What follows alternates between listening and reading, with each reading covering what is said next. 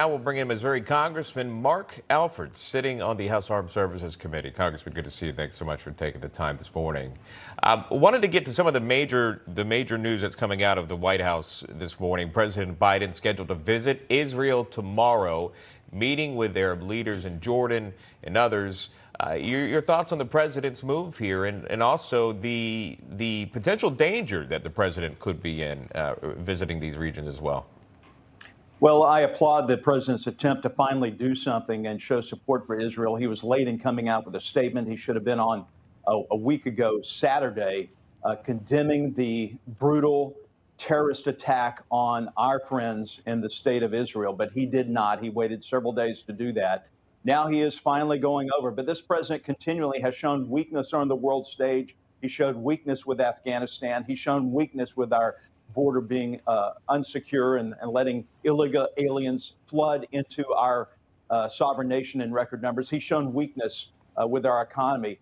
And so while the president has sent over 2 aircraft carriers and is attempting to do something, I think this trip is going to complicate things at this time.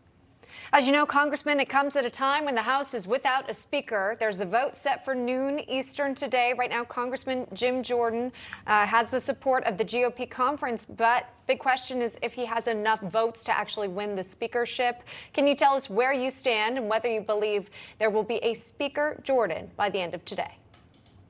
Well, look, I am confident that we are going to wake up from this nightmare, this Groundhog Day movie that just won't end. The time loop will be broken.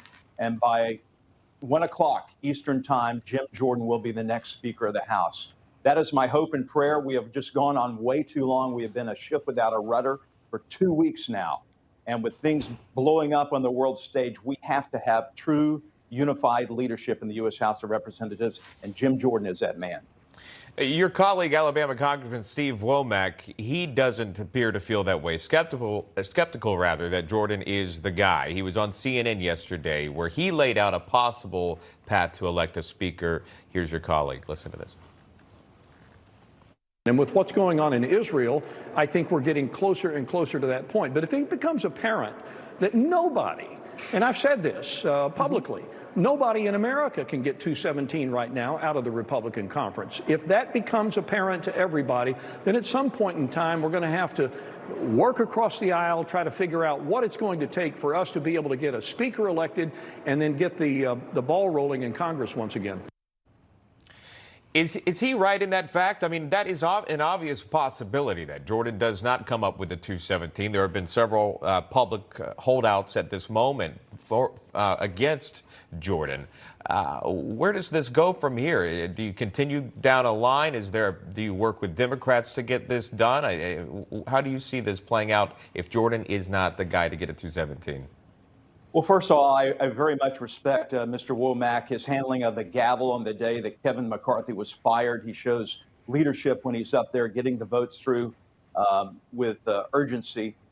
But I disagree with Mr. Womack on this. We do not need to be reaching across the aisle. We have the votes. We have 217, 218 people when they're all here. But we need to make sure that we can unify those people. And Jim Jordan's the person who can do that. Look. In January, we went 15 rounds with Kevin McCarthy. None of our family members were here by the time it was all over to see us being sworn in, but that didn't matter. It mattered that Kevin McCarthy was finally sworn in as a Speaker of the House, and that's going to happen with Jim Jordan. We're going to do it with Republicans today. We'll be watching Congressman Mark Alford joining us. Congressman, thank you. More